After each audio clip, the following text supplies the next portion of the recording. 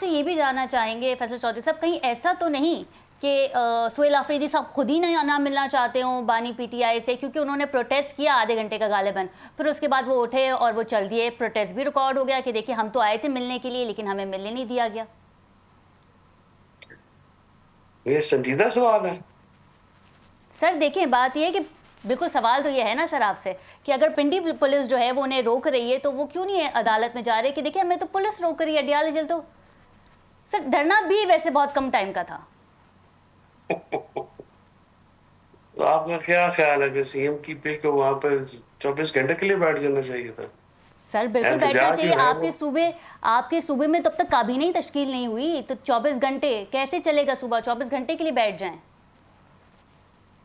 नहीं, राठौर साहब आप प्लीज, ये तो ऐसे ही सवालात भी जो होने चाहिए कि जी अफरीदी साहब मिलना नहीं चाहते और वो वहां पे आते कहते हैं, तो ऐसे मजाक है ना, इस तरह से थोड़ी होता है। जब हुकूमत एक सीएम को क्यों इंतजार करना पड़े, किसी दूसरे सूबे की पुलिस क्यों रोके जी। सीएम को, किस वजह से रोके, किस इस्तेहकाक से, किस कानून के तहत रोके, किस सियासी अखलाकियात के तहत रोके? ये तो वफाकी हुकूमत मजाक करती है और खुद भी मजाक बन गए हैं। जिल्लत तो शर्मिंदगी इनकी किस्मत में लिखी गई है। पहले सुहेल अफरीदी के इलेक्शन के दौरान इन्होंने तमाशा लगाया, जी। तो अब ये है, अब ये इसका नुकसान तो सरासर हुकूमत को है।